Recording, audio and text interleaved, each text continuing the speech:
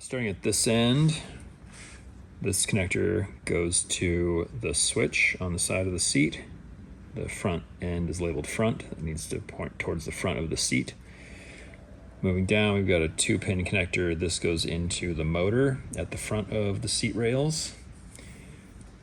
Moving down, we've got this big white square connector. This is where the floor harness plugs in. Then moving around from the white connector, we have this guy which plugs into the factory seat heater computer.